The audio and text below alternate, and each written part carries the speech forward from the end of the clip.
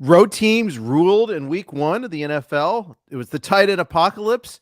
There was the Philly screw job when it came to running backs, and the Jaguars won. So America's team is pretty happy right now. All coming up on the RotoWire Fantasy Football Podcast.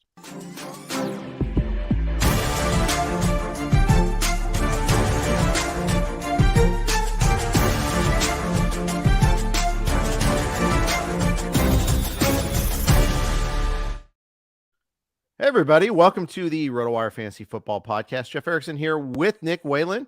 We have real games in the books. We got not just the Thursday night game, but a full slate of Sunday games. The triumphs, the tragedies, you name it. We experienced it all. Every week is a wild week. It was a wild week 1, Nick Whalen. It certainly was. Jeff. It was a fun week 1.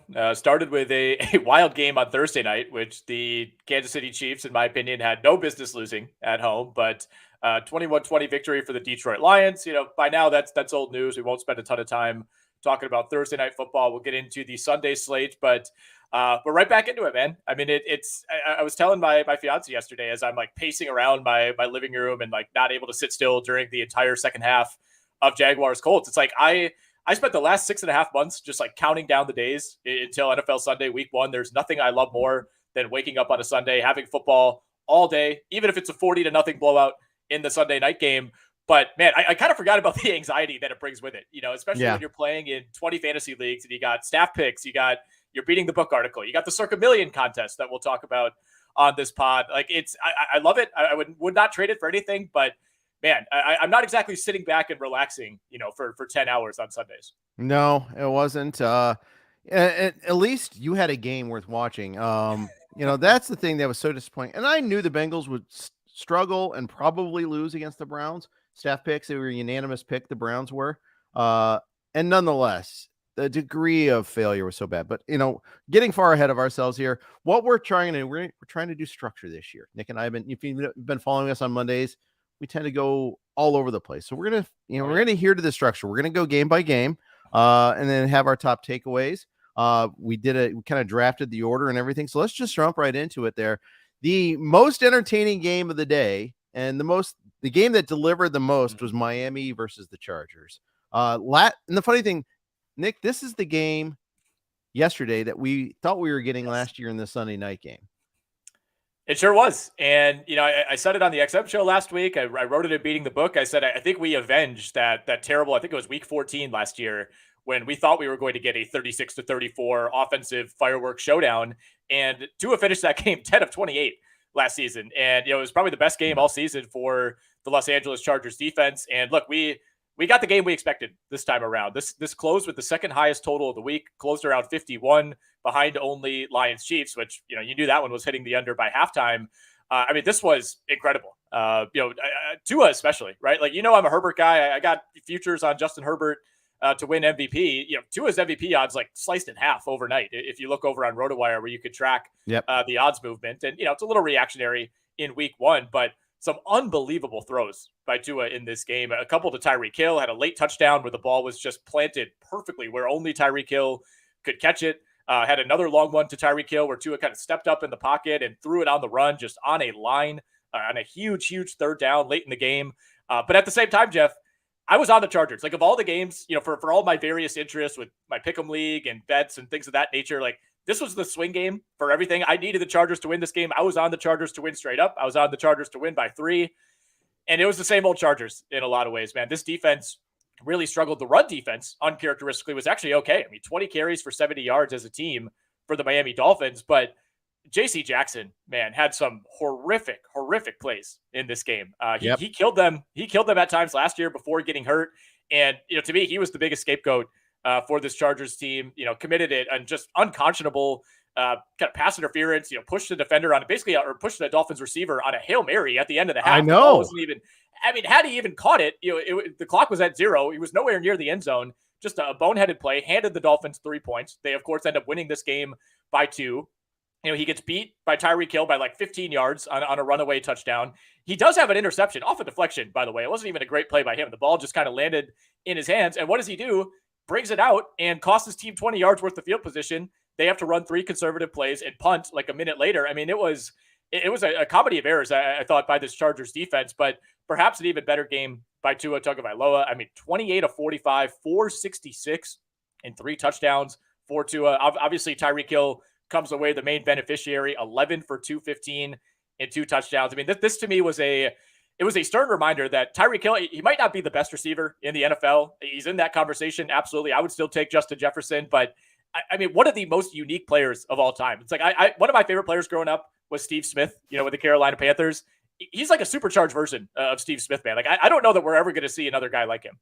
Yeah, I agree. And, it's wild. And it's just, yeah, I'm seeing I got NFL Network on in the background right now, and they're just showing Tyreek Hill. He goes, I feel like nobody can guard me. Maybe I'm not a cheetah. I'm a lion, baby. I mean, it's so fun. He was unguardable. And they had that rhythm. They had that timing. I think the whole key is, I mean, you got to get into his face, right? You got to be able to put tons of pressure on him so he doesn't have the time for Tyreek to get open. And it doesn't take long for Tyreek to. That's the other thing. But it didn't matter who the running back was, although Mostert had his moments. He got the one touchdown.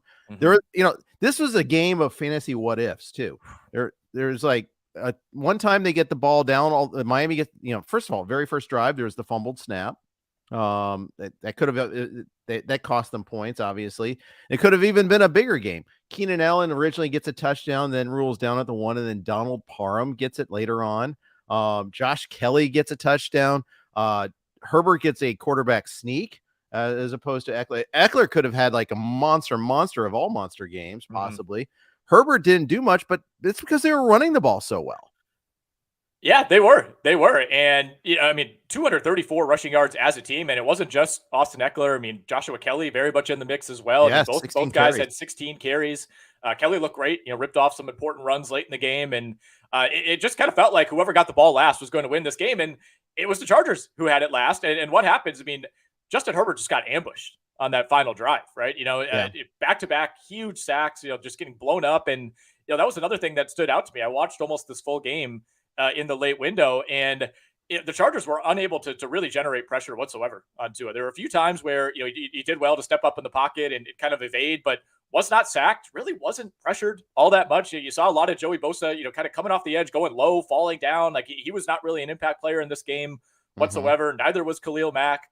So a lot of pressure ended up being put, on that Chargers linebacking core and the defensive backs. And that's kind of been a low-key weakness for them over these last couple of years, other than Derwin James, who, as always, when healthy, was great in this game. But I really thought the Chargers had a chance at home to march down and put together at least a chance for a field goal. But you got to hand it to that Dolphins defense under Vic Fangio, just finding a way to, like I said, ambush is the only term that really comes to mind for me. I mean, Herbert had no time on that final drive to really put anything together. So certainly a disappointing start for the Chargers, but for the Dolphins, I mean, this is the team that we know they can be when Tua is healthy. Like I avoided Tua for the most part in fantasy because I have my doubts that he'll be able to stay healthy over the course of 18 weeks. But look, he's not going to give you 466 yards every single week, but this is kind of the template for this team when they're at full strength.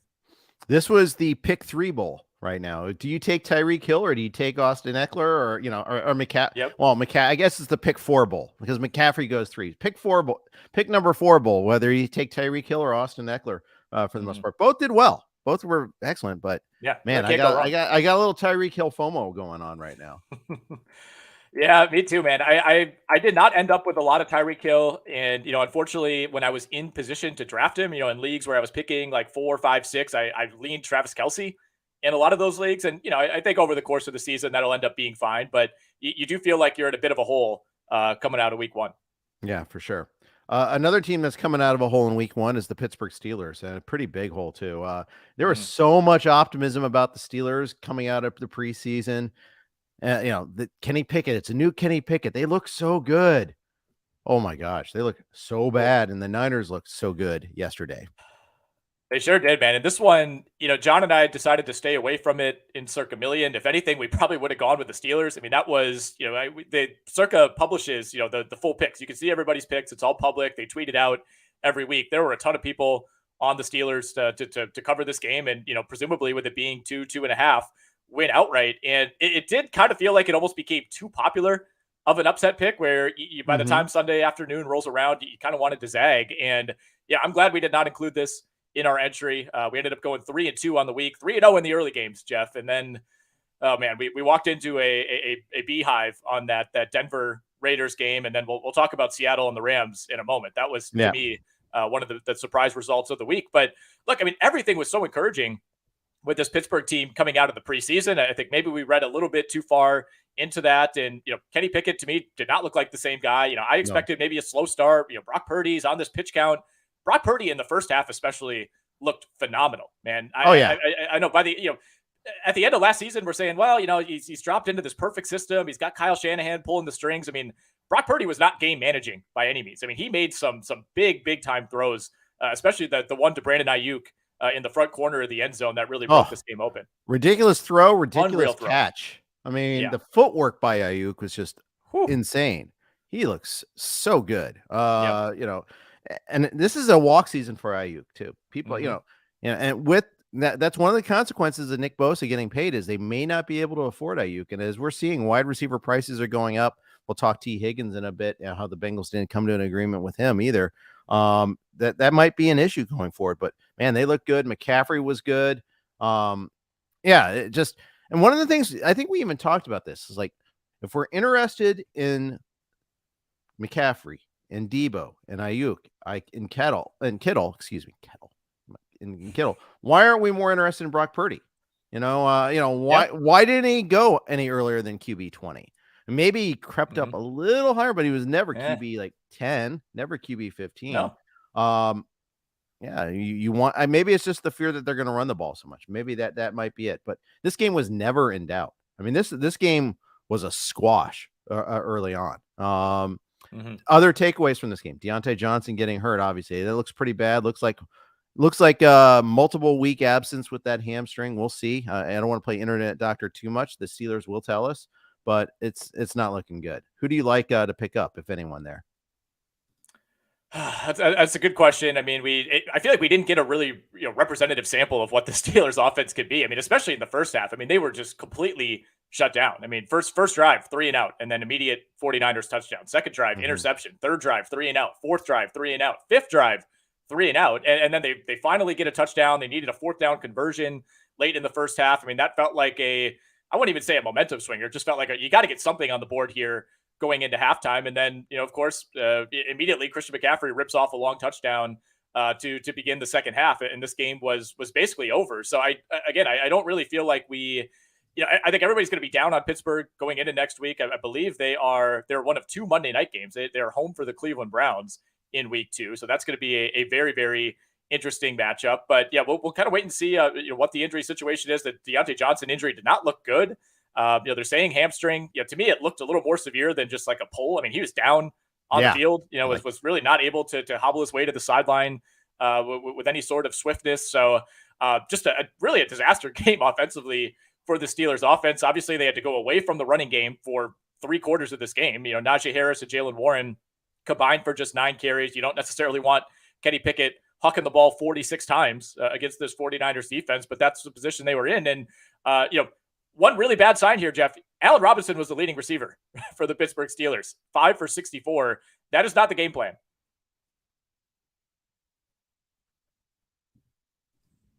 Yeah, that's right. And, I am in a little, talk for a sec. Keep going for a second. Yeah. I think we might have some mic issues. We can edit this out, but I think it's almost a misleading passing spread in some ways too for Pittsburgh because again, Kenny Pickett had to throw the ball so many times in this game, and you're not going to be able to rely on Allen Robinson getting 8 targets every single week. The Deontay Johnson injury, of course, impacted that as well. They were unable to get anything going, down the field to George Pickens. All of his receptions were kind of close to the line of scrimmage, had nothing over 9 yards.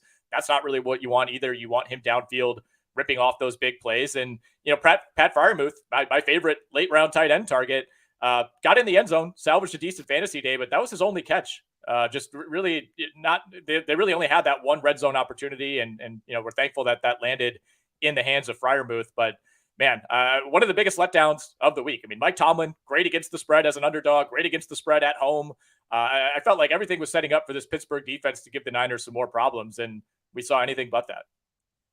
Yeah, and Freiermuth got nicked up a little bit too in that one there. So, I mean, I'm interested a little bit in Calvin Austin, tiny bit. Yeah. Robinson's probably the floor guy, but I think Austin might be the guy that's interesting. It might be like the kind of the Deontay Johnson role of getting a lot frequent target guy. Mm-hmm. Yeah, I mean, I think if you're kind of mining for some upside, you're in a deeper league. Maybe you grab Calvin Austin, and we'll see. We have no real report definitively on Deontay Johnson. We haven't heard anything other than he exited the game, and they pretty quickly ruled him out with that hamstring injury. But even with an extra day going into week 2, I would be at this point pretty surprised if Deontay Johnson is out there. So I think you have to brace for that absence, but. In my mind, Jeff, I mean, chances are you have somebody better than Calvin Austin or Allen Robinson to turn to as a short-term pivot. Sorry about that. Yeah, I think you're probably right about that. Yeah, just a mess. And like you said, facing the Browns. I mean, that's not a great thing to come up with it. In fact, I think you were going to go next with Rams Seahawks, but let's just hit Bengals Browns real quick. Sure. Just rip the Band-Aid off. Get it over with here. The Browns are legit. That defense, I mean, there was talk I remember the preseason, the Eagles were talking up the Browns front four, talking about how good they were. They looked the part again yesterday against the Bengals. I know it was raining. I know the Bengals had no continuity because they weren't all together in the preseason because of Burrow's injury and all that. You can make up a lot of excuses. The real thing, though, is the Browns are good. Their defense is really good. On offense, they've got really big issues, and we'll talk about that in a second. But some people are talking about not taking the Browns defense because of their schedule. I think the Browns are kind of like they have to play us sort of mentality right now.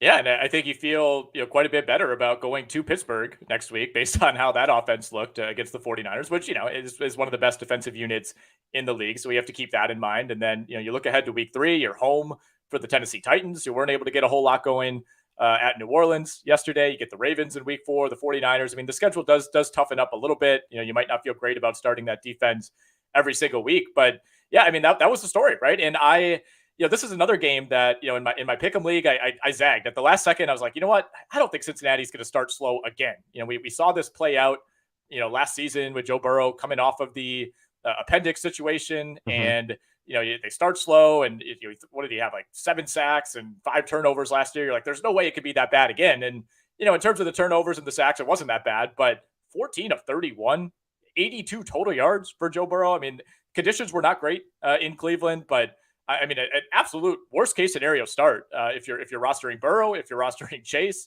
I mean, T. Higgins got shut out in this game. 0 catches on 8 targets for T. Higgins. So yeah, and some of those targets were like miscommunications where it wasn't even close either. Right. There were multiple things going on. Very first play of the game, Burrow gets smashed. There was a miscommunication whether it was going to be Jonah Williams at right tackle or Irv Smith coming across to make the block. Neither got it. Burrow had like one Mississippi and had to throw the ball away. And that was like the sign for the game. Burrow was experimenting with the glove on, glove off, glove on, glove off. They were not on the same page. It very much looked like a preseason game. And we talked about this last year, week 1. A lot of teams looked sloppy because they didn't get the reps in. And you asked that question, does the preseason matter? Do teams need these reps? The Bengals, it's kind of an emphatic yes. I think it is. I mean, this is a concerning trend for a team that, certainly has Super Bowl expectations, and, you don't want to keep having to dig yourself out of these holes. And, obviously I think they'll be just fine in the long term. They were able to string together a bunch of wins over the second half of the schedule last year, and chances are they'll do the same. But, another team that has a tough matchup in week 2. They are home now for the Baltimore Ravens. I mean, that to me is probably a 50-50 game. I think the Bengals opened as 3-point home favorites. That's about what you'd expect. After that, they do get the Rams, Titans, and Cardinals with their next 3. That should be a good chance to bank some wins there. But man, I mean, with the Burrow coming off the injury, I think you're willing to give them a pass, and certainly this team has built up the cachet where they deserve to get the benefit of the doubt here. But just an ugly game on the road. And as you alluded to, I mean, this Browns defense really controlled things. Joe Burrow, who's only sacked twice, was completely under pressure the entire day. Like you said, a lot of miscommunications, a lot of, it's 3rd and 8. Let's just kind of huck it up there to T. Higgins, and, overthrows, ball sailing out of bounds. Burrow just looked completely out of sync, which, for a guy who's been extremely limited for the last 6 weeks. Maybe that's what we should have expected. Well, and evading the rush had to be like a problem for him a little bit too. Yep. He didn't have positive runs. Like he would escape a little bit and chuck it away, check down, chuck it away. And probably they told him get rid of the ball. They probably told him that. I mean, you have a guy that's coming off of a calf strain and then signed the biggest contract in NFL history. Okay, yeah, let's protect our guy. Guess what? The Ravens have a really nasty pass rush too. Now, at least they did against Houston this past week. So we'll see. I mean, it could be ugly again. I mean, as they're kind of working their way back. I share your long-term confidence, but yeah, it's frustrating. And it's just not going to. We can't just will it to happen. And meanwhile, one game could matter. I mean, it mattered last year for home field advantage, if you think about it that way for the Bengals. And we saw what happened in the AFC Championship game, and they got some calls that didn't go their way. They lost their composure at the wrong time. It was that close of a margin, and that could matter again in the future. Matters to us fantasy wise too. If you had a Bengals stack, I mean, you're already starting behind the 8 ball. You got a 0 from Higgins, you got very little from Chase, you got nothing from Burrow. And that's an opportunity. You get Burrow in the 3rd or 4th round. I mean, that's a really stud player that you're missing out on. And, or at least the possibility of a stud player. There's a lot of studs this first week. But anyhow, Brown's side. Deshaun Watson was very mobile. He looked good in that respect. I don't think he was that good throwing the ball. He made a couple of good throws. When they started to use his mobility more, it opened up the passing game too, was the other thing. But the design quarterback draw touchdown right at the end of the first half, that basically ended the game. It made it 10-0. And the way the Bengals were moving the ball, I mean, that was pretty much it. Biggest play in the game to me. Because until then, like the Bengals were hanging on. It was still 3-0. They're terrible, and they even had a couple drives in the third quarter. You're like, but once they got 2 scores down, he was like, it was pretty up against it there. I'm not that encouraged by the passing, but again, the weather was a really big issue. It's always a big issue in Cleveland. It's September and it's an issue. Wind was up, the rain was nasty. The announcers were making excuses like for the underthrows for Watson, but they didn't really do the same for Burrow. It's kind of funny. But point is, I was not impressed with how he threw the ball. I'm concerned they lost their starting right tackle, Jack Conklin, for the season, torn ACL. That's going to hurt. Nick Chubb, they were throwing him the ball. That was a good takeaway. They promised they would, and they did, especially in the first half of that game. Yeah, more catches in this game, 4, than any regular season game last season. So great to see that. He was about as expected on the ground, right? 18 for 106 in what was somewhat of a predictable script, I think, for the Cleveland Browns. Jerome Ford heavily involved as well, especially in the second half. Didn't find much. I mean, he carried the ball 15 times for just 36 yards. Virtually half of those came on one long run. So he was completely shut out other than that.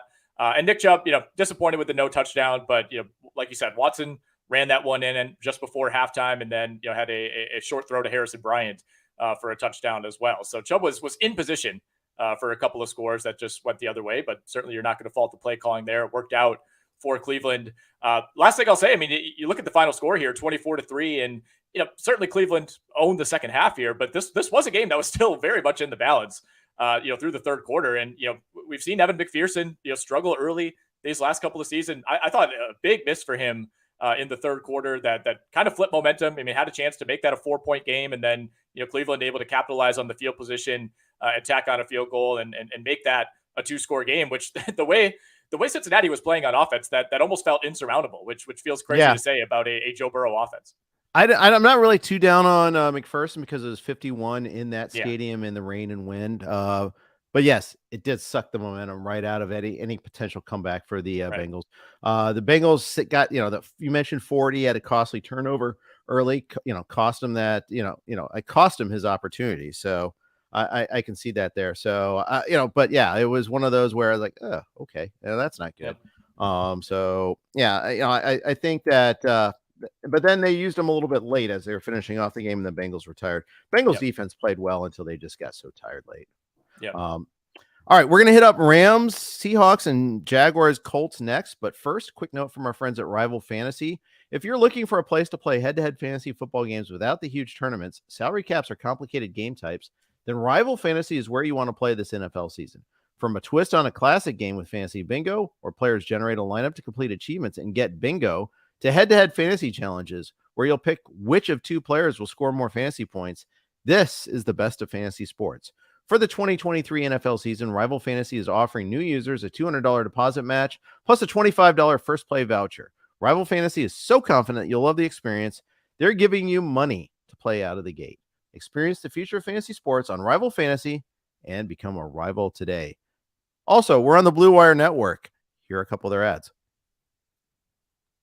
Thank you for your indulgence with that. Let's hit up one of the surprises of the day. Not just that the Rams went into Seattle and won, but they thoroughly beat the Seahawks. Yeah, this was the game that John and I felt the best about for Circa Million. I believe I made this my best bet on our NFL betting pod, so we're in a hole there already. This was a complete no-show. I felt like by Seattle, especially in the second half. I mean, you saw the graphic probably that was going around either if you watched this game live or on Twitter. I mean, they had for most of the second half, they had like 3 total yards offensively and just were unable to get anything going whatsoever. I mean, Seattle really only had 4 drives in the second half, and all 4 of those were 3 or 4 play punts. They had 1 first down in the entire second half. So you have to tip your cap to this Los Angeles Rams defense. It's a completely anonymous defense outside of Aaron Donald, right? And that was part of the reason that so many people were on Seattle this week, and maybe we should have been a little bit suspicious when that number started shrinking, started moving in favor of the LA Rams over the last couple of days leading up to kickoff. But nonetheless, a really, really disappointing start for Seattle. I also think part of it too is I kind of underestimated healthy Matthew Stafford. We didn't see a whole lot of healthy Stafford last season. This is his first game since I think week 11 or week 12 of last year. And, you kind of think without Cooper Kupp, like where are the weapons going to be? I mean, they were able to rip off multiple big plays here, and Van Jefferson dropped what would have been another big play, perhaps even a touchdown. So this could have been even uglier for that Seattle secondary, but a lot of miscommunications in that secondary. I mean, Tutu Atwell had a long one. Puka Nacua had a couple of long catches, 10 for 119 for Nacua, by the way, and he just barely missed what would have been another long play. Matthew Stafford overthrew him by about 6 inches. So to me, I think the Seattle offense, being sluggish, that's probably the number one takeaway here. But the Seattle defense, which has a lot of really high end young players, just a lot of confusion. I think this was a coaching mismatch. Sean McVay has gotten the best of Pete Carroll for the most part since he's been with the LA Rams. Sometimes you just got to get these kind of weird in division. This coach owns this coach owns another coach. And this has been one of those situations. I mean, Seattle has the better roster. There's no question about that. But man, they did not look like the better team whatsoever, really at any point in this game. And especially in that second half when the Rams were able to just put together long drive after long drive after long drive, and Seattle could not convert third downs. I mean, 2 of 9, only 9 opportunities on the entire day for Seattle on third down, whereas the Rams were 12 of 18, Jeff, on third and fourth downs. Yeah. Got to get him. It's just a matter of getting off the field there, and you couldn't do that there. Okay. Puka Nacua. He is going to be the big pickup for the week. 15 targets, massive target share. Tutu Atwell is going to be a massive pickup too. Nacua was 5% roster in Yahoo.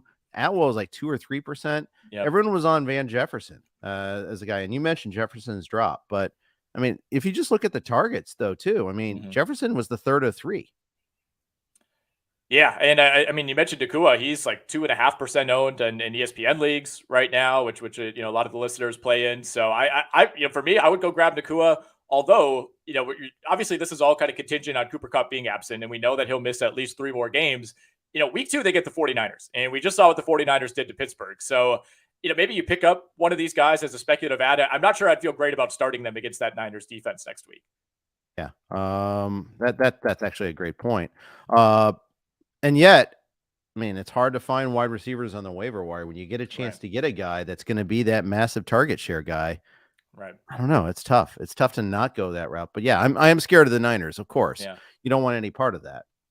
Right. I think the other way to look at it is, maybe the Rams are trailing and they're throwing the ball a ton in the second half of that game. And even when they were leading against Seattle, I mean, the Rams leaned on the pass heavily in the second half. I mean, they were completely unable to run the ball. I mean, they 40 carries for the Rams on the day, 92 total yards. I mean, Kyron Williams was able to run in a couple short touchdowns. So, he becomes one of several like kind of random dudes who had multiple touchdowns in week 1. But it's not like he was, tearing up the Seattle defense. He goes 15 for 52. Cam Akers, an all-time inefficient line. He too ran in a touchdown to salvage his day, but 22 carries for 29 yards for Cam Akers. Weird day. Very weird day.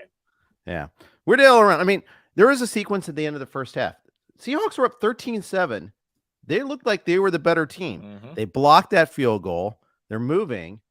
And then they missed the field goal to go up 16-7, go up the two scores. Yep. They didn't convert a touchdown off of that. Early, like I think on that drive, that's where Tyler Lockett got hurt on a ball in the corner, ball thrown to the corner where he was open, a better throw, and that's a touchdown. The funny thing is, I was big on Geno this year, and they couldn't protect him. No. And he didn't protect himself. He didn't show up very well at all. No. Well, and Seattle had, I think, 2 tackles get injured in this game, including Charles Cross, their first round pick last year. So that's going to be something to monitor going forward as well. And, you mentioned that missed field goal. I mean, that was a 39-yarder for Jason Myers. I mean, that was a very, normally very reliable guy too. Yeah. Exactly. And that felt like a momentum swing, but then the Rams come back and missed a field goal just before half. So you're thinking, all right, we got out of here unscathed. But that's when the Rams just started stringing together these long drives. They come out at halftime, they get the ball, 10-play touchdown drive. That was the long one to Tutu Atwell that really broke that drive open. And then Seattle, absolutely needing a response, immediately goes 3 and out. The drive lasts just over a minute. And that was really the story for Seattle in the second half. So, unfortunately, not a lot to really note here on the Seattle side. But, looking ahead to week 2, they're at Detroit. That game was a shootout last season. I think the Lions are like 5.5-point favorites at home in week 2. I think that game to me will tell us a lot about both of these teams, but especially Seattle. I mean, obviously you don't want to be in an 0-2 hole over these first 2 weeks for a team that felt like it built a lot of momentum last year. Yeah, exactly. And to see whether they can recover. I mean, we see a lot of bad week 1s, and just remember it's just one game, but home getting kicked in the teeth at home by a divisional rival really sucks. I mean, that's the thing that really is awful there. All right. We've gone over half an hour without talking about your team, the Jacksonville Jaguars. You've used all the restraint in the world. How happy are you with that start?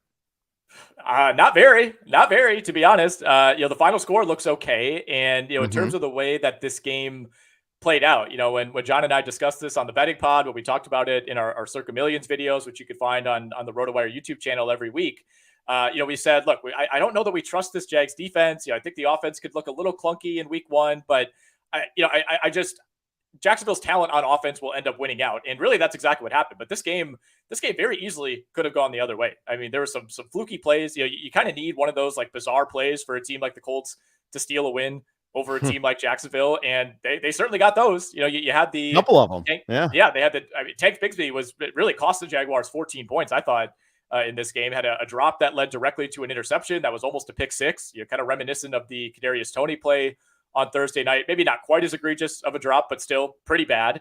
And then later on, Trevor Lawrence gets hit. His arm kind of looks like it's going forward, but there's no whistle. You see the replay. Ball was clearly knocked out. It lands in the hands of Tank Bigsby, who's just kind of standing there. And, good on the Colts defense to, immediately recognize that, knock the ball out. And then there's DeForest Buckner running it all the way for a touchdown. So at that point, you're thinking, oh boy, here we go. The Jags are in some trouble here. But finally, they were able to get the running game going in the second half. I thought Trevor Lawrence played a great game. You're going to see the interception on the stat line, but that was not on him whatsoever. Made an incredible throw to Zay Jones for a touchdown. Even better catch by Zay Jones to bring that thing down, stay in bounds, kind of juggle it, repossess it, and get that knee down. I thought Lawrence looked great overall.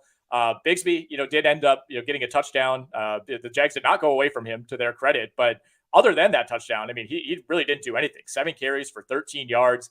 ETN, ripped off a 26-yard touchdown to seal this. And if you weren't watching closely at the end of the early window, I mean, Jacksonville came very close to not covering this game. I mean, you knew they were going to win after the ETN touchdown, but the Colts put together a 17-play drive, near the end of which Anthony Richardson ended up getting hurt, by the way. We saw a brief Gardner Minshew appearance for like the last 3 plays of this game.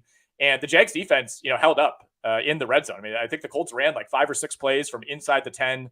The Jags were finally able to force a stop on 4th down. So they get the win, they get the cover. But to me, Jeff, it was not as comfortable as it should have been, and especially in the first half. I mean, the Jags the play calling was very strange. The 3rd down and 4th down play calling was bizarre. They have a new play caller in Press Taylor, who's taken over full time. He called the plays part-time a year ago. I mean, Jacksonville was 4 of 15 on 3rd and 4th down in this game. They were a team that was great in those situations over the second half of last season. So a win's a win. We'll take it. We'll take the cover. No question about it. But was not as easy in my mind as it should have been. No, I mean, and honestly, the win wasn't even thing. They didn't take the lead until the fourth quarter, and they needed a fourth down conversion on that drive to do that. And then that's when you saw Tank get the touchdown, which it's annoying to me because yesterday I used a Jaguar stack in DraftKings actually, and I did the right three. I did kind of did the right three. I did Trevor Lawrence, I did Ridley, and I did Zay Jones. And I think one of my takeaways is Zay Jones ran more routes than Christian Kirk. Had the beautiful touchdown. He was a thing last year at times too. And there was some buzz in the preseason about this, that on 2 receiver sets, it was Zay and not Kirk in there a lot. Yeah. I think that's a thing. I think, and Jones did nothing to dissuade me from that notion. And he was $2,000 cheaper on DraftKings than Kirk too. So that was pretty nice. Yeah, really quiet day for Christian Kirk. Zay Jones not only outsnapped him, but he even outsnapped Calvin Ridley, 61 to 57. I mean, we saw a lot of 2 tight end sets from the Jags in this game. Evan Ingram leading the way, of course, but we saw a lot of Luke Farrell. We saw a lot of Brenton Strange, their rookie tight end as well. Both of those guys played 25 plus snaps, and getting the Chiefs coming up this week, I don't think that changes. I think you're going to need the extra protection against that Kansas City defense. So yeah, definitely a little bit down on Christian Kirk. I do think, long term he's in the role that he should be, kind of that number 2 slot guy. But I think the line between Kirk and Jones maybe is not as definitively clear as we thought it would be. One note on Ridley, by the way, amazing day, had the first touchdown of the day, found himself open in the back of the end zone. Great play by Trevor Lawrence to kind of spin back to his left, roll out, extend that play, and fire a perfect pass to Calvin Ridley. Was very close to ripping off another touchdown, by the way. Stepped out of bounds just barely inside the 10-yard line after a long gain. So, this could have been a 8 for 110 and 2 touchdown day for Ridley pretty easily. Yeah, it could have been a monster day. And yeah, I did notice that. But then again, he could have lost a fumble, but for the Colts having possession out of bounds too. At first, the announcers didn't see the fumble. I didn't even notice it right away. That there was a fumble. But then you get the right angle, like, oh, okay. Yeah. But every game always has those woulda, coulda, shoulda moments. I mean, that's the other takeaway. Final takeaway for me is ETN got 5 catches. I liked that he was involved in the passing game, something that he wasn't always involved in. We know he's capable of it. We saw it in college. We know he's a good pass catching back. Bigsby on the other end had the doink off of him. Maybe that will lead to more ETN in the pass game. That's the hope, man. I thought, it's too early to close the book on Tank Bigsby. And, again, I think it's a good sign that they didn't just bench him after, the 2 really, really costly plays earlier in this game. But to me, ETN looked like the vastly better player. Even if you just see the highlight of that touchdown, just the acceleration, just blowing by guys who had angles on him on his way to the end zone. I thought ETN looked fantastic after a pretty quiet first half.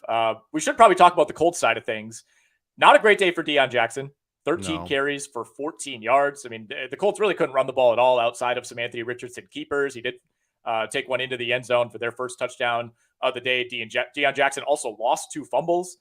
So we'll see. He had the grip on this job, coming into week 1, outsnapped Jake Funk, outsnapped Devin Hall by a ton, outcarried them by a ton as well. Will be interesting to see what that split ends up being next week against Houston.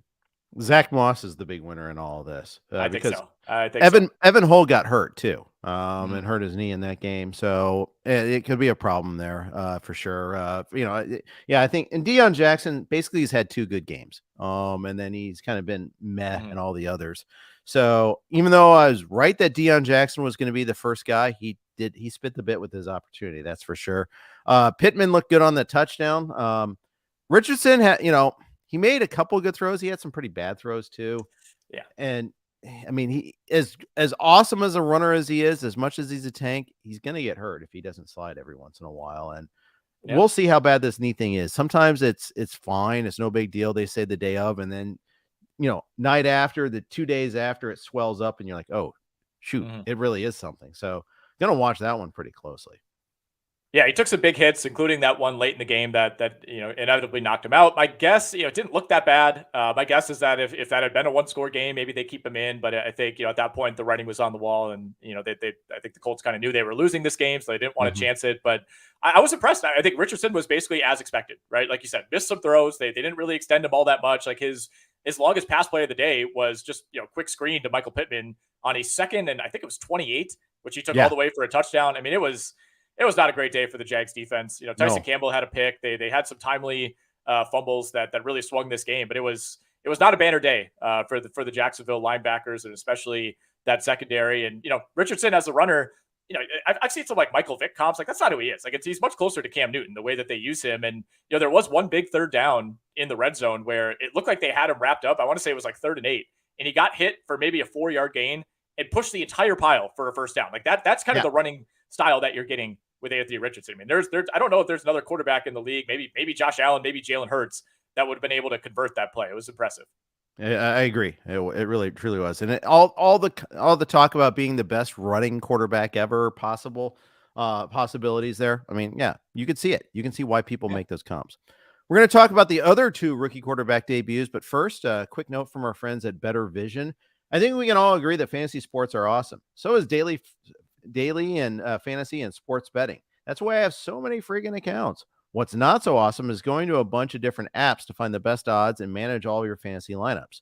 Enter Bettor Vision. That's Bettor Vision. Bettor Vision is the only app that syncs all of your fantasy, DFS, and sportsbook accounts in one place. We only show you the best odds for every bet, so you'll always get the best value. And our dashboard is the only one-stop shop to track all your fantasy matchups, DFS picks, and bets. Visit bettorvision.us to download Bettor Vision today. Again, it's Bettor Vision. All right, Jeff Erickson here with Nick Whalen. We are breaking down week 1. Let's hit up the 2 rookie quarterback debuts other than Richardson. Let's start with Bryce Young in Atlanta. For a while, looked okay. And then they became the Jesse Bates show. And Bryce Young really kind of struggled in that one there. Carolina had a lead in the second half in this one, though. They were up 10-7 at one point in time. And the Atlanta offense was looking pretty tragic for a while. But the defense took over, and then, Tyler Algier took over late in this one, too. But let's start on the Carolina side. What did you think of Bryce Young's debut? I thought for the most part he looked fine. You're going to see the 2 interceptions, both of those by Jesse Bates, standing out. And one of those was extra costly, deep in Carolina territory, led directly to an Atlanta touchdown. The other led to a field goal. But like you said, I mean, this is not a game that felt like it was a 14-point spread for much of it. Until the Falcons tacked on that final touchdown with about 5 minutes left, it felt like it could have gone either way. I was not impressed whatsoever by what we saw from Atlanta, especially the passing game. My goodness. I mean, Desmond Ridder finishes 15 of 18 for 115 yards. Jeff, at one point, Desmond Ridder had more targets than Kyle Pitts and Drake London combined. Drake London, one of the notable goose eggs from week 1. We'll be doing a video on the RotoWire TikTok and Instagram. You can find that later today, breaking down whether or not we should panic on some of these guys. And I'm not fully panicking on Drake London, but I'm worried about it, right?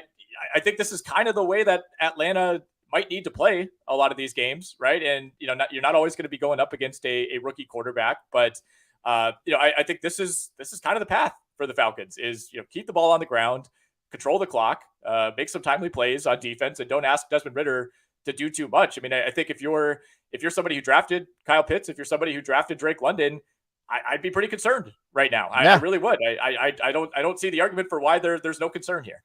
Well, and there's plenty of concern, and because we saw this whole script last year, like, they finally got rid of Marcus Mariota, so it'll be better now, or not. I only ended up with 1 Kyle Pitts share, but unfortunately, it's the NFFC primetime, big money event, and I got him at pick 99. Like, how can I turn that down? What a bargain!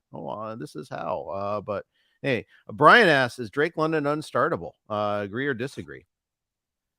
Well, it depends who you have other than him, but I wouldn't feel great about starting him, right? No. I mean, I threw him out there in the league, took a 0. It was awful. They get the Green Bay Packers at home next week. Certainly a winnable game, should be a close game, but Green Bay's defense looked fantastic in somewhat of a difficult situation, playing a unique quarterback in Justin Fields yesterday. So I don't know that you view this as a plus matchup by any means for the Atlanta Falcons offense. So no, I mean, I'm going to go out of my way to not start Drake London. I started him over Brandon Ayuk in one league, Jeff, which is going to go down as an all-time gaffe. I've had a lot of them over the years, but man, what a way to start the year in that league. So this is like the argument in favor of best ball. So you don't have to make those type of decisions. Exactly. But you're also, was that like a 2 wide receiver league or something? And plus a flex? Yeah, it was just a home league, pretty standard 2 wide receiver and flex. Yeah. I mean, God, I hate decisions like that. That's why I try to go like 3 first-round receiver or top 3 round receivers and then not worry about it sometimes. But then you miss out on Brandon Ayuk and him going off. Although Brandon Ayuk's cost was going up late in drafts. I It did was. notice that. But yeah, Miles Sanders got lots of work. He did cough up the ball one time also. That was a pretty big one too, because Carolina was Right. driving at that point. But usage wise, he definitely got his usage. That's for sure. Yeah, yeah, no question about it. I mean, turnovers were 3-0 in favor of the Atlanta Falcons, and that was really the story of this game. The 2 picks and then that fumble by Miles Sanders. Other than that, I think about what you'd expect from Sanders: 18 for 72 on the ground, 4 for 26 through the air. I think that's a fine start. We did see a decent amount of Chuba Hubbard as well. He goes 9 for 60. Hayden Hurst, I think we need to talk about too. 5 catches for 41 yards and a touchdown. It's kind of a trope sometimes, like, oh, rookie quarterbacks, they just want to dump it down to the tight end. It kind of felt like that at times for this Falcons offense. So on a roster that is kind of devoid of any receivers that you're really excited about. I mean, we saw very little from Adam Thielen, 2 catches on 2 targets in this game. Jonathan Mingo, 2 catches on 5 targets. Terrace Marshall, 2 catches on 6 targets. Like, I'm not saying you want to start Hayden Hurst every single week, but if you're in a situation, maybe Travis Kelce doesn't play this week, you're looking for a pivot, somebody to consider at the very least. Yeah, well, especially Thielen was compromised with a hamstring injury. DJ Chark didn't play, so that probably led to a little bit more action too, I would guess. And then there's of course the issue too that they don't have a good offensive line, and so you got to think shorter patterns. So who benefits? Sanders and Hurst. It makes sense. Yeah, and then the other thing about, if you're a Bijan guy, how upset are you about Algier taking all the goal line carries? I feel like the Falcons kind of telegraphed this, right? I mean, they didn't list Bijan as the starter. They told us all along Tyler Algier will be involved, and we saw a pretty even snap split, right? And Algier, kind of cleaned up in the second half. Ran in those 2 touchdowns. Certainly frustrating, but we also saw what we needed to see for Bijan Robinson, right? I mean, that first touchdown alone, it's like that's why you drafted this guy. Like there are very few players in the league that are breaking 3 tackles and bouncing off of guys, on essentially a screen pass on their way to the end zone. So not the greatest day for Bijan Robinson, on the ground, 10 for 56, whatever. That's fine. But 6 for 27. And again, that touchdown alone, I think was kind of a reminder of just how special he is. So frustrating, certainly to see Tyler Algier run 2 of those in. I have him on like almost every team, but of course I didn't start him. Yeah, well, so do you start Tyler Algier going forward? I think that's the next question, because he's got a floor. I guess this is the mealy mouth answer, is it depends on your league and who your alternatives are. But just straight up there, I'm kind of interested. It's just, if you have J.K. Dobbins, Algier sounds like a pretty good option right now. Yeah, I mean, it's even like, all right, if you have Isaiah Pacheco, like Pacheco versus Algier to me is a conversation with how this Falcons offense is going to operate. Obviously once we get into bye weeks, starting in a couple weeks, I think he's somebody that I would absolutely be comfortable starting if you have, one of your top 2 running backs out due to an injury or a bye. I think that's kind of why I have him. It's like plug and play. I feel like every week he's going to give you a pretty reliable floor as far as number 2 running backs go. Yeah, that's true. I think that's absolutely true. All right, let's move on to the other rookie quarterback, CJ Stroud, and the Houston Texans going to Baltimore. This was my Circa Survivor pick. I took the Ravens. And for a little while it's frustrating because the Ravens couldn't finish drives, but that defense was just ferocious all day. Once they got to the 2-score lead, it was over. And the one thing that went right for me all day is, like, I had a no sweat Survivor win. Fourth quarter, not once did I feel like the Texans were coming back. I went Commanders in Survivor, so I wish I could say I could join you in that no sweat. But you feel good about that. Yeah, we'll talk about them, but you feel good about taking them now, right? I feel good about burning that team. I'm not, I can tell you, I'm not going to. I would not be wanting to use them in any other spot this year. Yeah, we'll get to that game at the end. I think that was our final draft pick when we went through. But yeah, you mentioned that. I mean, once Baltimore went up 2 scores, you kind of felt like it was over, but it took them a while to get there. It wasn't until the second half that they were able to go up 15-6 at the time. And, I thought Houston, all things considered, moved the ball pretty well. I mean, CJ Stroud, like you said, was under duress, was sacked 5 times for almost 50 yards in losses, but still finished 28 of 44, 242. Obviously, they were hucking the ball quite a bit in the second half, but Nico Collins looked good. Robert Woods, kind of reemerged. Of course, Robert Woods and Allen Robinson both have decent games in week 1, as we all expected. Didn't see a ton from Tank Dell. He goes 3 for 34. But like, as I'm reading through these names, it's like, all right, this is what we're dealing with in the Houston receiving core. So all things considered, against a tough defense on the road in week one, I thought CJ Stroud acquitted himself fairly well. Did lose a fumble, but did not throw a pick. Baltimore, we talked about it last week. I kind of felt like it was either going to be a massive hit, like this offense was going to hit the ground running and look great, or it was going to look really clunky, and it's going to be reminiscent of a team that's adapting to a new system, adapting to new players at receiver. And, this was also a year where they did not play Lamar Jackson in the preseason. And I think we certainly saw some rust from Lamar. It wasn't a disaster day, but threw a pick in the first half, fumbled twice, lost one of those. Like, it was not a smooth game for the Baltimore Ravens whatsoever. But the reason that you take them in Survivor, the reason that a lot of people were comfortable taking them at circa, even at a 10-point spread, is the Houston Texans just give you a lot of room for error. And that to me is kind of exactly how this game played out. Baltimore did not play well. This was like a C- game for the Ravens, and they still win by 2 scores. Exactly. Again, no Andrews is a really big deal for Baltimore. I actually was like picking up Isaiah Likely in a couple of leagues. In the league, I had Andrews in 2 leagues, and one of them I got Likely. It was just slotted him in. Well, that didn't do much. But then again, my other options probably didn't do much. Wouldn't have done much either. I mean, Hunter Henry wasn't really available in the leagues I was looking for. Mm-hmm. Tight ends were just a disaster in week 1.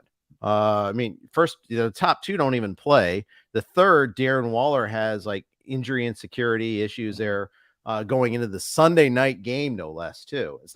It's one thing that he's questionable going. It's another thing that he's questionable in playing on Sunday night. So your pivot options are limited there, too. Other tight, Goddard got shut out. It was a tough weekend at all for tight ends. Likely didn't do much against the Texans. Yeah, it was pretty ugly all around. The 4 tight ends that scored in double digits in PPR leagues, Jeff, were Hunter Henry. He was your leader. Hayden Hurst, TJ Hawkinson, and Donald Parham. So, yeah, I think that puts it in some context. Yep. Man, tight end's so deep this year until it isn't. Until it isn't, my friend. Dameon Pierce predictably didn't do much, but that wasn't. I mean, you could kind of maybe see that coming heading into this matchup a little bit there. And Nico Collins still looks good. Nico Collins is the guy I'm encouraged by. Woods, it was nice he contributed there, but Nico Collins, we were expecting this is his first year as an alpha, and he looked good. Zay Flowers looked good, I thought, at times for the Ravens. Oh, yeah. I thought Bateman would do more, but it was really Zay Flowers that was who Lamar was locked in on. Zay Flowers looked fantastic. Not only was he the leader in targets by a mile, he had 10 targets, only 3 for Bateman, 2 for Odell Beckham. And this was a very limited game in terms of passing for the Baltimore Ravens. But after the catch, I think is what really jumped out with Zay Flowers, right? It was just the speed, the elusiveness, had a couple wow plays on the afternoon. And we've kind of been trying to parse through the Beckham, Flowers, Bateman trio throughout draft season. And there was a reason that Flowers, kind of ended up rising to the top. You had to take a bit of a leap of faith with a rookie, but to me, he looked by far the best of those 3. And Bateman only played 25 snaps. So somewhat of a soft launch for him. I think that number, likely improves as the year goes along. But yeah, Zay Flowers to me was the clear standout on the Baltimore side. Also had 2 carries in this game as well. Let's go to the Green Bay and Chicago game. This is not what I expected, man. I did not think Green Bay would look this good on both sides of the ball. I've had my doubts about the Green Bay defense. This would have been the best game the Green Bay defense played all last season. I mean, they were all over Justin Fields, and to their credit, they've actually played Justin Fields pretty well. They've seen him more than any other team over the last couple of years, and obviously Fields is always going to break his, kind of scrambling around and ripping off a 20-yard run on 3rd and 12. You just have to live with a couple of those per game, but I thought they were schemed up really well. I thought the Bears were pretty conservative. Didn't see Justin Fields really attempting very many long throws whatsoever. It was a lot of short stuff, a lot of, really not pushing that Green Bay secondary. And to their credit, I think the coverage was really tight on guys like DJ Moore, who finished 2 for 25, only had 2 targets in this game. One of the big time disappointments of week 1. But Jordan Love, to me, that's got to be the story, right? I mean, at 15 of 27, certainly missed some throws, but now that some of the all-22 is starting to come out today, I mean, the touchdown in the back of the end zone to Romeo Doubs, like that looked like kind of just a wide open, like easy throw. But then when you see the way he's manipulating safeties, manipulating linebackers on some of these throws, man, I think this was almost a best case week 1 for Jordan Love. I'll say there's a case for having rookie quarterbacks sit their first year. And Oh yeah. not 3 years, but first year. But I think Love did benefit from just learning the game in practice, learning from one of the best of all Mhm. time too, of course, too. How to manipulate those safeties, things like that. It's slow the game down just a little bit. Obviously, you learn a lot by doing too, and you actually have to do it. But maybe he's going to be okay. I think he got in on a nice soft landing spot against the Bears. I thought this game was a tale of two quarterbacks. I was watching like NFL Network today, and they were talking about how Justin Fields had two throws that had over 10 air yards, one of which was a pick. DJ Moore's going to struggle if that's the case. Mhm. It was there's so much positive buzz on Fields coming into this year, and air went out of that balloon real quick. He looked bad. He looked really bad. This would have been one of his worst games of last season too, and ended up kind of goosing some of the numbers. Bears put together a long drive when this one was all but decided. That was after the Quay Walker pick six, which was one of the most unlikely pick sixes you're ever going to see. Like I think he made the pick at like the 40, and there's like a swarm of Bears that had a chance to tackle him. He's kind of zigzagging his way all over the place, and all of a sudden he's at the 5-yard line, diving into the end zone. Fields also lost a really bad fumble in this game. That was a momentum killer for the Chicago Bears. I really thought Chicago was going to come out stronger at home. I kind of thought this would be a, kind of their Super Bowl type of game, right? Like the ghost of Aaron Rodgers is finally gone.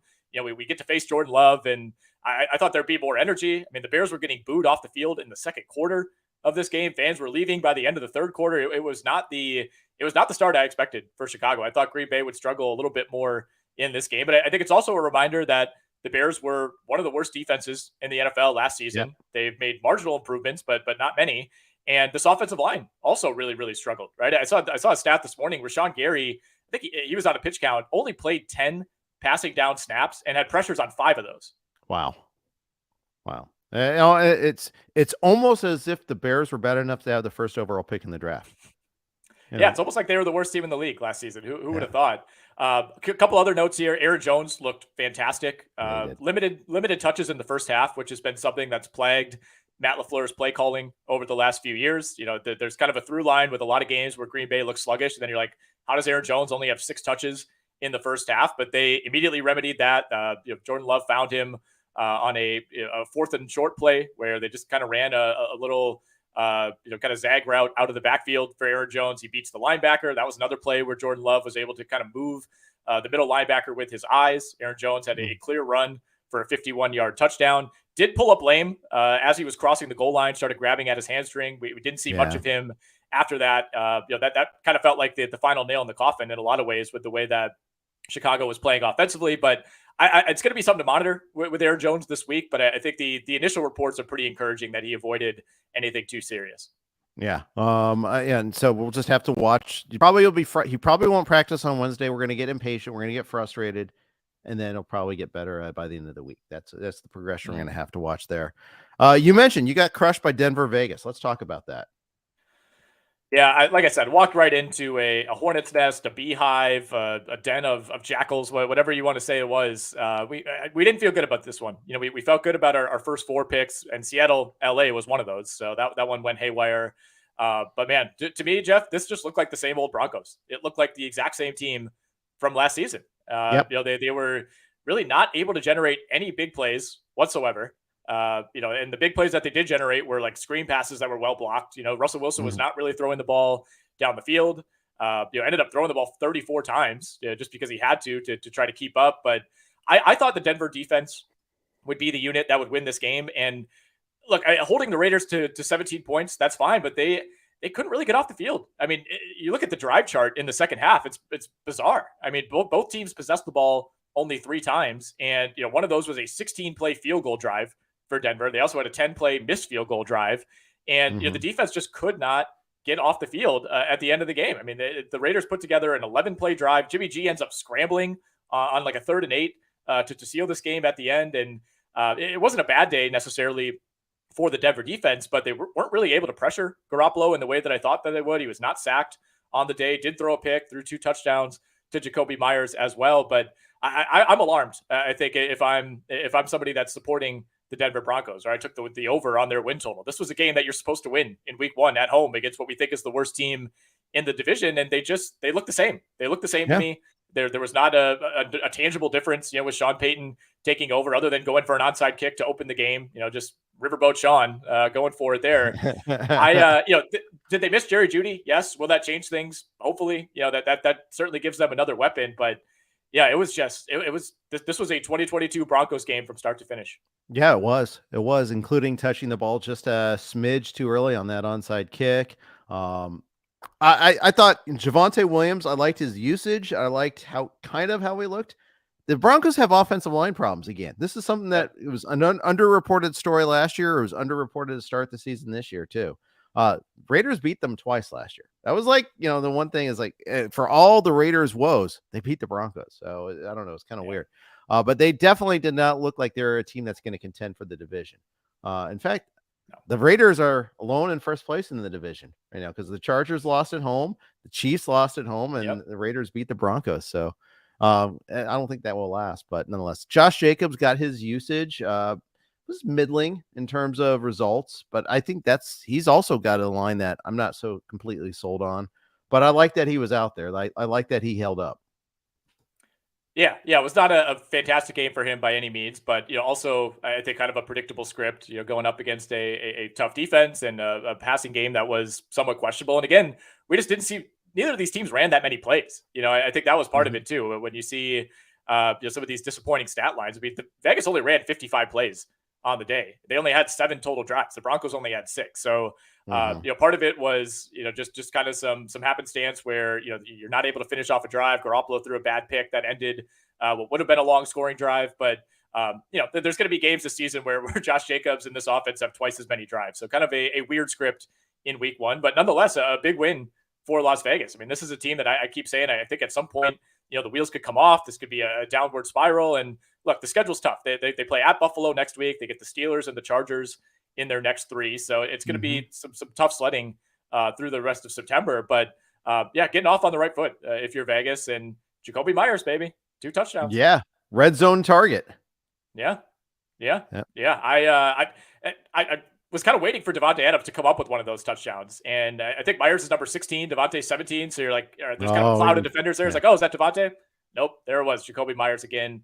Adams, by the way, 6 for 66. So not a terrible day by any means, but not what you're looking for a guy that you maybe took with the 10th to 15th pick in your draft. Also, not what we were looking for was what happened with the Philly backfield, which is just, this is a scandal. I mean, first of all, Rashad Penny, just a healthy scratch before the game. No, it wasn't really any indication that was going to happen. And then DeAndre Swift got 19 snaps, 1 carry, 1 catch. Now I didn't expect him to be a workhorse, but my goodness, I know there was some buzz that Gainwell could be the number 1 guy, and there are a lot of people who said the Philly backfield is going to be a nightmare, but this was more than just a nightmare. This was just like disaster. Yeah, I mean, I kind of read into the Gainwell thing. It's like they're not putting this out there for no reason. I did not think he would outsnap DeAndre Swift 41-19, and we saw Boston Scott get in the mix to a slighter degree as well. He played 8 snaps, and DeAndre Swift, of note, on those 19 snaps, like you said, only 1 carry, ran a route on 13 of them. So I mean, he was in there on passing downs, but Philly was just not really able to get much going on through the air in this game. AJ Brown goes 7 of 79, or 7 for 79, excuse me. Devontae Smith 7 for 47. Did get a touchdown to salvage his day, but Dallas Goedert, like Drake London, I think those are the big 2 you look at. Just took a complete 0. Dallas Goedert targeted only once. Yeah, T Higgins as well. At least they were trying to get it to T Higgins. I mean, this Eagles offense, it was a strange game plan, very conservative. I thought Philly uncharacteristically kind of turtled up in the second half. They get out to that 16-0 lead, and they're running the ball on like 3rd and long. Just kind of felt like they weren't willing to take those shots down the field. And look, the weather was a part of it as well. Early in this game, especially, it was driving rain. It was kind of sprinkling throughout the second half. We saw Jalen Hurts lose a key fumble that almost sunk the Philly cover late in this game, but the defense was able to step up. On the New England side, I thought Mac Jones looked pretty good. I think this was more similar to the Mac Jones that we saw during his rookie season. You don't necessarily want him throwing the ball 54 times, but New England could not get anything going on the ground. Ezekiel Elliott lost a costly fumble in this one. Ramondre Stevenson, 12 for 25, did go 6 for 64 through the air, including a long screen pass in the second half that really helped his fantasy day. But we know New England is another one of those teams that has offensive line issues. And look, I mean, going up against this Philly front, that is not a recipe for success in the running game. No, I agree. I kind of think this was also one of those like games that revealed that I think that New England's got a pretty stout defense. I mean, it Oh wasn't. yeah. I think that's one of the issues there. So for the on the Philly side, in terms of their pass catchers, I'm not that bummed No. out. I am bummed out though. Like I do have some leagues with Penny. And I got to cut him now. I mean, I can't carry a guy that's getting scratched. But I like in the Scott Fishbowl, I think he was like my third running back drafted. I mean, that's not good. I got some issues there, but yeah, I think it's there's some things that are one off, and then the running back situation is concerned. So the question I think is like, what do you do with Gainwell? How high does he go among running backs? I mean, you have to move him up quite a bit until further notice, right? I don't think we've seen any evidence that, even if the snap split between he and Swift, kind of narrows over the next couple of weeks, I think they want to use Swift in passing situations, right? And we even saw Gainwell run 16 routes. Like, it's not like he's only in there to run the ball. Right. I mean, he's the guy until proven otherwise. And you mentioned Penny. Like, if anything, I was on Penny early on because you're expecting him to get hurt at some point. It's like I thought he would be the guy that they kind of run, these first few weeks. He inevitably goes down, and then you move on to the rest of this running back core. So really not a good sign whatsoever that he's inactive. Maybe it shouldn't have been surprising that one of these guys was inactive. It's like you don't necessarily want to carry 4 starting running backs, but Boston Scott getting that nod over Penny was an interesting development. But to go back to what you said about Smith, Brown, even Goddard, not too worried about it. This was just a weird game. Like I said, even Philly getting out to that 16-0 lead, like one of those is a pick six. One of them was a quick touchdown after that Ezekiel Elliott fumble. So it's not like they were moving the ball early on and kind of slowed down in the second half. The offense just looked a little bit out of sync the entire day. And this is a team that got off to a bit of a slow start last year, eventually worked up to becoming the wagon that they were. And, I think if you look at these next few games, I mean, they're home for the Vikings on Thursday. I think that's a great spot for Jalen Hurts to get right. They played in week 2 last year and had a fantastic offensive game. They're at Tampa the week after that. So this is also Jalen Hurts' first time going up against a Bill Belichick defense. And, we know Bill Belichick's record in those situations. Tough spot on the road week 1. I'm not panicking about Philly at all. I agree on that one there.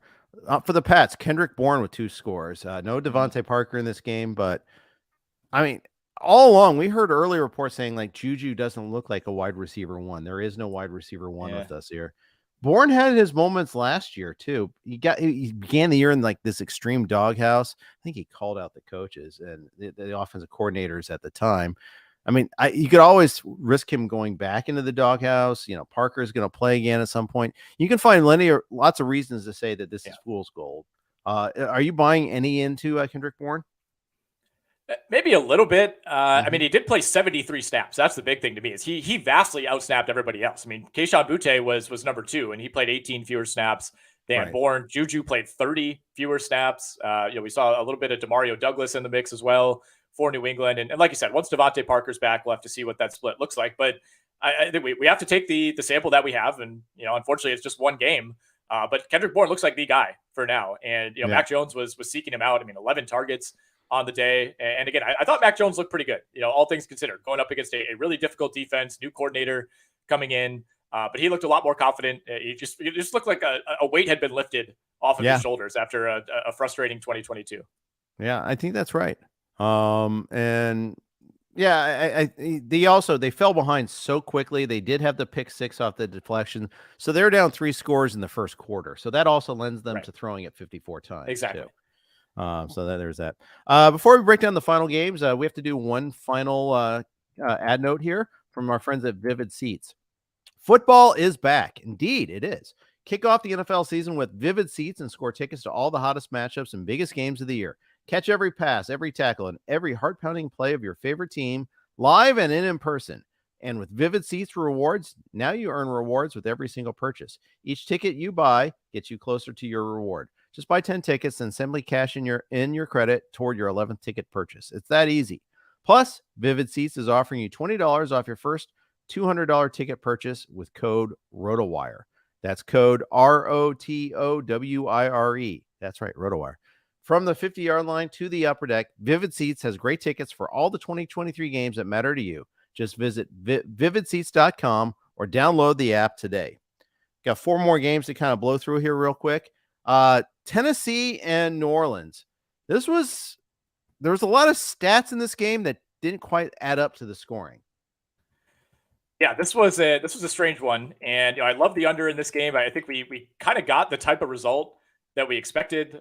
Frustrating game, certainly if you were a Titans backer like me. They did get the cover, but needed them to win outright for some of my interest as well. We saw just a wildly cowardly field goal, I thought, by Mike Vrabel late in this game. And, to his credit, he still had the 2-minute warning. He still had some timeouts, needed to get a stop and then, string together another score to take the lead. But, the Titans offense to me, if you're Vrabel, I don't know how you make that calculation and think, okay, even if we get that stop, can this offense go 80 yards in, 90 seconds, best case scenario, 60 seconds when you get the ball back? I mean, they showed very few signs of life. I mean, the longest play of the day was a screen pass to Derrick Henry. DeAndre Hopkins had an okay day, 7 for 65, but he's not necessarily, somebody who's going to be ripping off long plays after the catch. Saw very, very little out of Treylon Burks. He goes 2 for 18. Chigakonkwu takes a 0 in week 1. Should have had a long play on kind of a throwback flea flicker type of thing where Ryan Tannehill just barely out threw him. Disaster day for Tannehill, by the way. 16 of 34 for 198, 3 interceptions. All 3 of those very, very costly. That goes without saying. Tennessee was in good position, I thought, for most of this game. They forced a fumble on the opening kickoff. Had a great chance, I thought, to punch that in, go up 7-0. Instead, they run 4 plays. They lose 8 yards and end up having to kick a field goal. Put together another long drive that ended in a field goal. They couldn't finish it off, and to me, DeAndre Hopkins is supposed to be that guy. It's like when you're down, when you got 25 yards or fewer to go, you have Derrick Henry and you have DeAndre Hopkins. Like, you absolutely have to be punching those in. So I think this was a day of regret, certainly for Tennessee, because Derek Carr was fine, 23 of 33 for 305. He was not great in this game. Chris Olave was kind of hampered for part of the second half. There's a big play to Rashid Shaheed in the fourth quarter that really ended up kind of sealing it for the Saints when the Titans absolutely needed to stop. So, I was high on Tennessee. They're a team that I kind of liked, especially early on when everybody's healthy. I think they've been a little bit underrated, but I felt like they let one slip away here. Yeah, I think they absolutely did. Like you said, the field goal. I mean, the thing is, they got them to third down like right away, and then New Orleans converted, and then they converted like on the final play where then they actually fumbled on that play, but then recovered their own fumble. It was a pretty impressive strip punch, if you will, to get that fumble. And I think that was Shaheed on that play. And they had a chance to get that there. But luckily for them, Jamal Williams recovered it. So Jamal Williams fumbled it and then recovered his own fumble. That's what happened. Right. But yeah, I thought that, New Orleans was kind of went away from the run. Williams got his 18 carries, but it didn't feel like they were forcing the run too much. I think they realized they just couldn't run the ball. Carr got there in terms of volume, but he had some nice throws early to Michael Thomas, some couple nice plays to Olave. Olave actually had a pretty good game, but I was kind of like nonplussed with Carr also. I just thought, okay, they're throwing a lot because they can't run, and it's Tennessee secondary, and Tennessee can't cover at all. They were one of the worst teams last year against the passing game too. Yeah, I thought the Tennessee defensive line showed up, right? I mean, they sacked Carr 4 times. They completely stifled the Saints running game. Not only Jamal Williams, but really anything they tried. 27 carries for 69 yards total. So that was not the issue by any means. And, Derek Carr to me just kind of looked like the same guy as last year, which is about what you'd expect. But the lack of explosiveness, the lack of really any ability to go downfield for Tennessee, the few opportunities they had, Ryan Tannehill missing those throws. Yeah, that's really concerning. And they have a really interesting game next week as well. They're home for the Chargers. That's a team that you should be able to run the ball on. But I think you're also really concerned about what Justin Herbert's going to do to that secondary. Yeah, for sure. You should sounds like a fun DFS play there. And especially I think the look to get Herbert a little bit more on track after running the ball so much against Miami this past week. So we'll see about that. Arizona, Washington. You had Washington in Survivor. This was not a lock by any stretch there. They did escape with the scramble by Howell at the end, but this was a pretty sloppy game. Yes, it was. And full disclosure, I had to go to a wedding shower, Jeff, yesterday afternoon.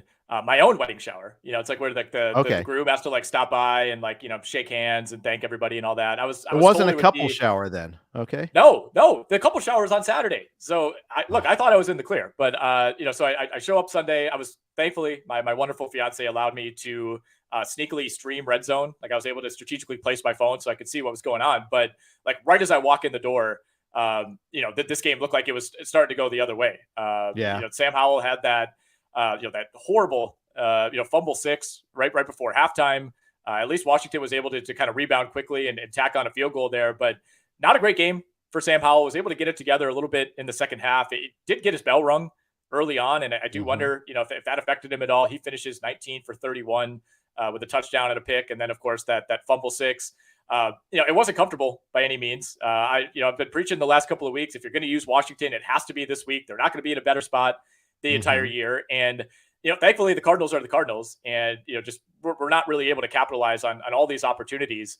Antonio Gibson lost a fumble as well, 3 turnovers for this Washington team. I mean, they were begging Arizona to hang around in the second half, and the Cardinals had a chance. They down 4 with a little over 2 minutes left. They were, trying to put together a drive, and look, ultimately it's Josh Dobbs that they forced him into a 4th and long and weren't able to convert that. But I think this is kind of going to be the team that Arizona is all year long, right? They're going to be a little bit scrappy. They're going to be big underdogs in just about every game they play. But I was impressed with the way that they were able to hang around with this Washington team. And I thought defensively, Washington would be able to do a little bit more, as far as getting after Josh Dobbs. He was sacked 3 times, but I thought this could be like one of those 5-6 sacks days for someone like Dobbs, who's just not experienced in this offense. And you also have a bad offensive line in Arizona. Yeah, that's right. I think they probably hit a lot of short passes with Dobbs. They encouraged him to get rid of it quickly. He only averaged 4.4 yards per I think that's per reception. That's per completion. Per completion, not per attempt, but per that's rough. It's a lot of checkdowns. A lot of throws to Ertz and McBride. And that just, that was their game plan all along. And it was not an artwork, that's to be sure. There, a lot of fumbles lost in this game. Antonio Gibson lost one, and that got him buried.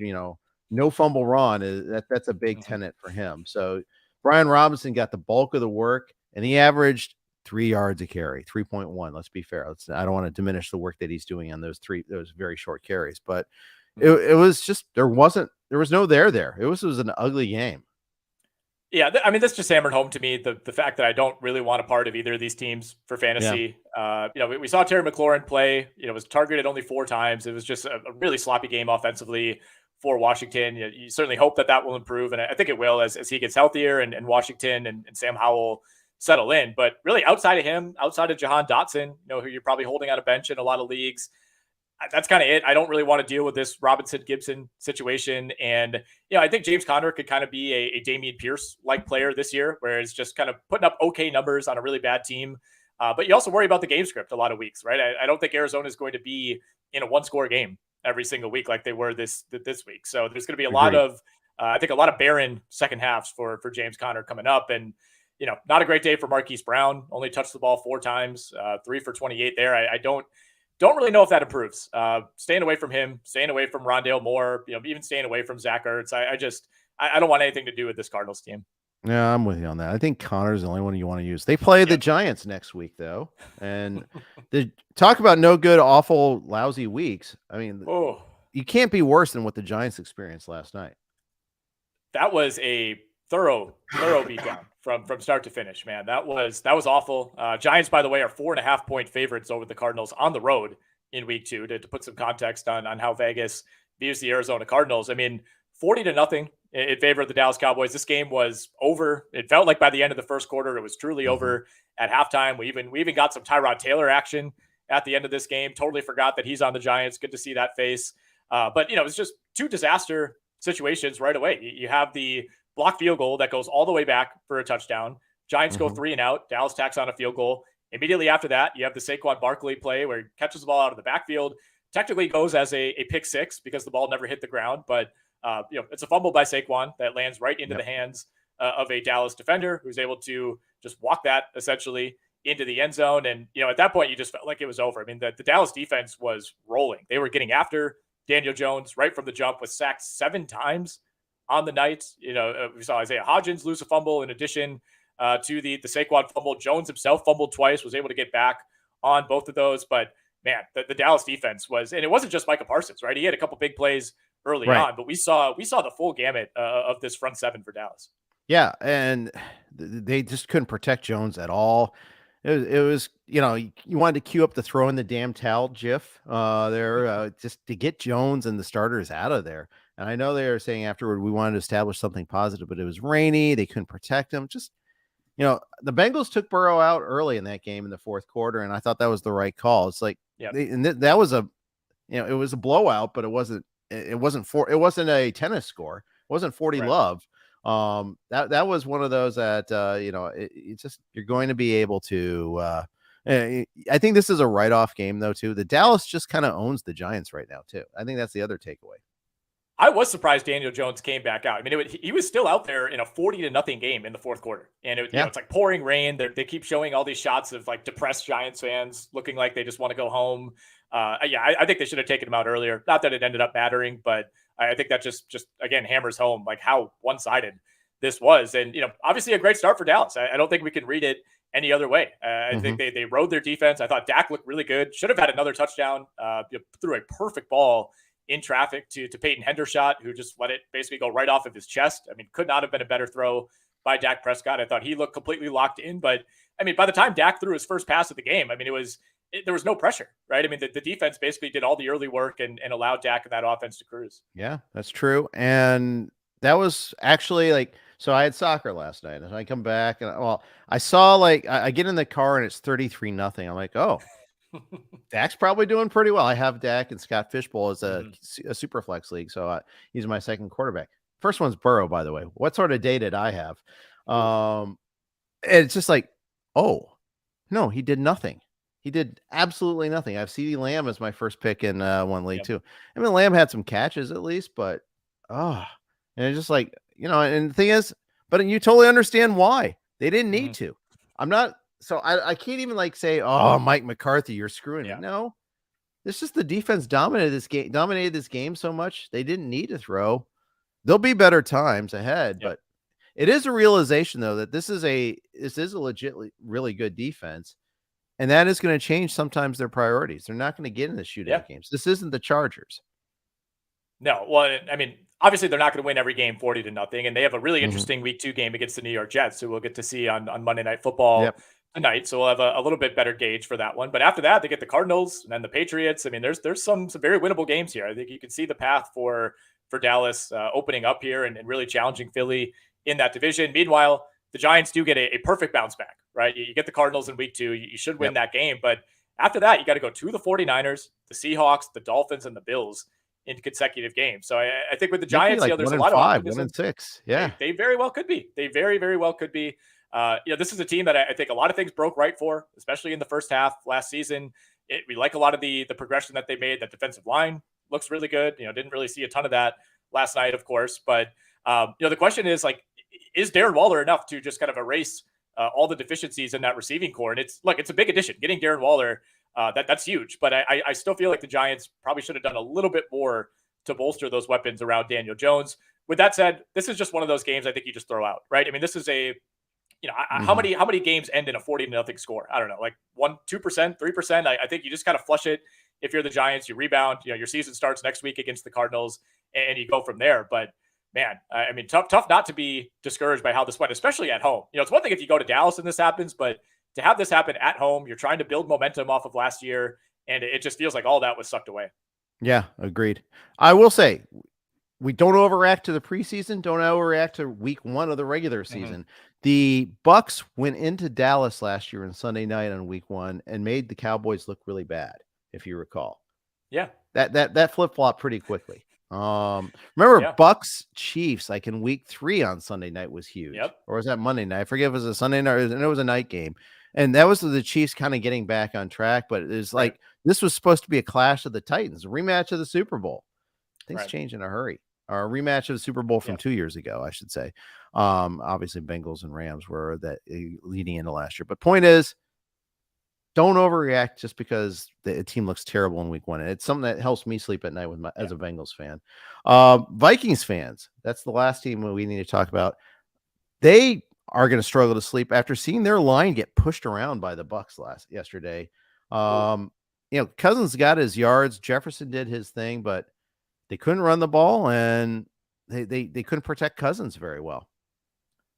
This is a perfect fitting week one game for the 2023 Vikings, right? It's like all this game, they played this exact game like 11 times last year, and all 11 times it somehow flipped their direction at the end. And, it feels like that's coming back around in some ways, right? Minnesota struggled out of the gates. Neither of these teams look great early on. We had no points in this game until late in the first quarter when the Buccaneers were finally able to get a field goal. And then we kind of traded long touchdowns, one for Jordan Addison, one for Mike Evans. And then the wheels really came off for Minnesota. And this was another game like Denver and the Raiders where neither team really possessed the ball. Like Minnesota only had 3 chances with the ball in the entire second half, partially because they, ate up most of the third quarter with a 16-play drive that did end in a touchdown. That was Kirk Cousins to Alexander Mattison, who did a good job absorbing a hit, staying up, and getting into the end zone. But they only had 2 more chances after that and went 3 and out on both of those drives. So, yeah, I mean, you're fantasy-wise, you're okay if you started Kirk Cousins. If you waited on QB, he goes for 344 and 2 touchdowns. Justin Jefferson got his. But, I mean, only finishing with 9 for 150 feels like a disappointment given how just monster of a first half he had. Yeah, I agree. And I'll just, I feel like Jefferson with these is going to get an occasional bad game every once in a while, but I feel like he's like still the safest floor play. You're going to get what you get with him. Question. Evans is on a contract push. Now he had one bad drop to go along with a good game. Otherwise, Godwin had a hell of a catch to seal the game. Yep. Those two are going to get theirs. You want to talk about a team that's got a narrow tree. It's Tampa Bay. It's those two guys, and they got to figure out the running back situation because Rachaad White looked terrible, but it might also be because their offensive line's so bad too. So that's always the tricky part there. But it's not a team that has lots of other options that they're going to go to. No. And I've been team Evans over Godwin this year. Godwin, is typically going ahead of him in fantasy drafts, but kind of for the reason that we saw today. It's like, if there's going to be a 35-yard touchdown pass, it's probably going to be to Mike Evans. Chris Godwin is more that guy that kind of works the margins, works the middle of the field. He is your go-to guy on a gotta have it 3rd and 8, and that's super valuable as well. But I think for an offense that's going to struggle to generate points and is going to need splash plays every now and then, I think Mike Evans is going to be that guy. And it's good to see him, kind of still looking like himself, despite not getting that contract and basically saying, yeah, this is going to be my last year in Tampa Bay. I think this goes down as a success for Baker Mayfield. He, for the most part, looked like Baker Mayfield, but did not turn the ball over. That was huge. No picks, no fumbles for Baker. I think that's kind of all you can ask from him. You mentioned Rachaad White, 17 for 39 goes Rachaad White. The Buccaneers were the worst running team in the league last year by a wide margin. They look like they're on pace to do that again. 2.2 yards per carry for the Bucs in this game against an okay Minnesota defense. Personnel's not great. You do like the coordinator and Brian Flores, but the Bucs did not have a rush of longer than 6 yards in this game, Jeff. And NFL Next Gen Stats put out the week 1 rushing yards over expected. In this case, it would be under expected because Rachaad White was minus 38 for that stat. So the implication is that the average running back would have gained 38 more yards than Rachaad White did. Sean Tucker pick up the orange courtesy phone, please. I think that might start to happen. I have some exposure to Rachaad White. I thought that he'd be a good pass catching back, and wasn't really an obvious alternative in town, but he's just not breaking any tackles, and that's always been kind of the rub on him. So that continues. It's when we're talking about the Vikings here too. We're not talking about a good defense. Right. No, that's the other thing that's kind of scary. I also do love that some people use the Vikings in Survivor, so that was useful at least. So, when else are you going to use the Vikings? I guess it shows. I think the Vikings and the Seahawks are the 2 ones that probably burn people the most. Yep. And it was going to be the Commanders. And that's for sure. That was super scary as well. All right. Any other parting thoughts before we take off? Not too much. I think we went longer on every game than we said we would, but of course, that also 2 to 3 minutes. Who among us would ever do that? But that also results in a more thorough breakdown. So I think we hit just about everything that we need to hit. There'll be some more injury news coming out in the next few days here, but we have podcasts coming in this feed every single day of the week. So the guys on Tuesday and Wednesday we'll get all that covered for you. And this will kind of be the format throughout the year. We're here to recap every game, kind of give you a quick fantasy take or two from each of those. But as the week goes along, we'll have more context and we'll start moving into more of a preview for week 2, which, by the way, Jeff, I don't know if you've looked at the board, but whether you're playing Survivor, whether you're in Circa Million, you're in a Pick'em League, it is not going to be an easy week. Nope. There rarely are. And, one of the big overarching rules of the NFL is we know nothing. And that's especially true early on. So, it could have been bloodier like it was last year, but still some damage done. And now we have to try to find the escape route for next week as well. So look forward to talking about that. You catch us on the Sirius XM show tonight, 5 to 7 Best Coast, 7 to 9 God's Country, and 8 to 10 on the East Coast there. So thanks everybody for joining us today. We got Jake and Joe tomorrow. We're going to talk a lot of free agents, and boy, are there a lot of them. So make sure to tune in for that. Thanks everybody for listening. Thanks for chiming in the chat. Take care.